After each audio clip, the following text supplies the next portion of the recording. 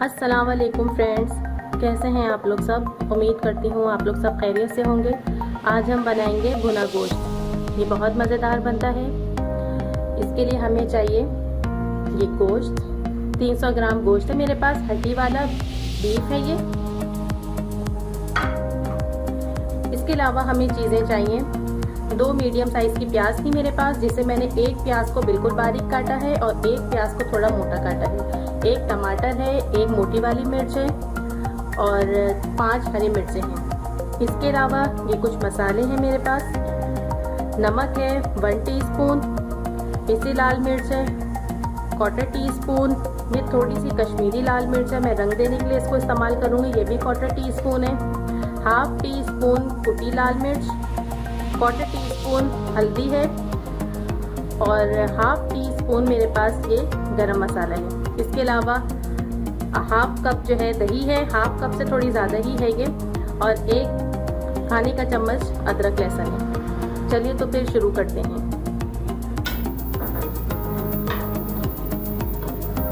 ये देखिए आप लोग, मैंने आधा कप तेल लिया है इसके अंदर। ये कुकर के अंदर मैं बना रही हूँ और जो बारीक प्याज मैंने डाली थी वो मैंने इसके अंदर डाल के इसको मैंने हल्का सा गोल्डन सा कलर दे दिया। गोल्डन नहीं, थोड़ा सा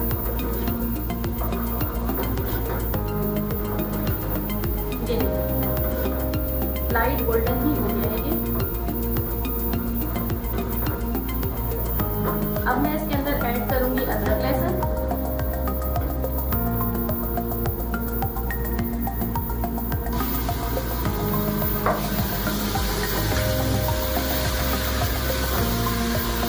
एक मिनट के लिए फ्राई करेंगे इसे।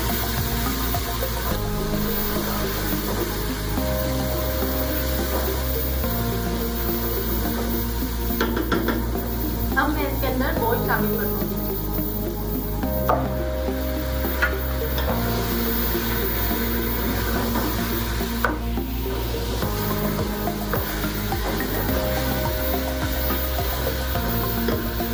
इसे अदरक लहसुन के अंदर अच्छे तरीके से फ्राई करूंगी गोश्त को।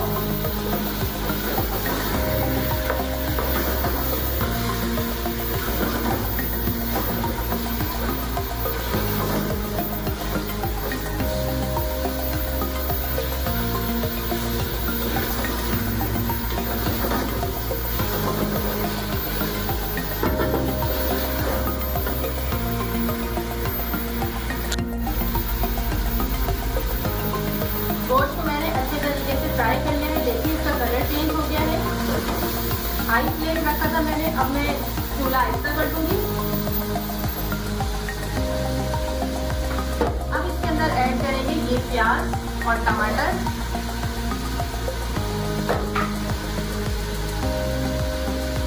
और ये स्पाइसेस, गरम मसाले के अलावा मैं सारे स्पाइसेस इसमें ऐड कर दूंगी।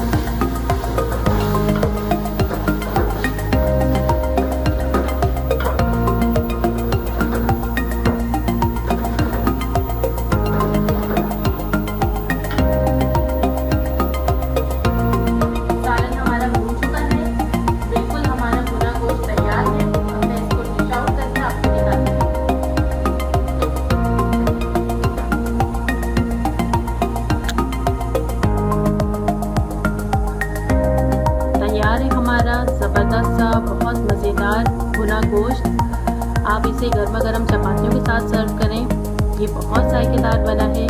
जब आप इसको ट्राई करेंगे तो आपको अंदाज़ा होगा कि इसका टेस्ट और हर चीज़ कितनी बैलेंस्ड है इसके अंदर।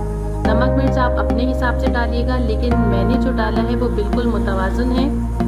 उम्मीद करती हूँ कि आपको मेरी ये रेसिपी पसंद आई होगी। मुझे अपना फीडबैक ज़रूर दीजिएगा। मुझे इजाज़त दीजिए। अल्लाह हाफिज़।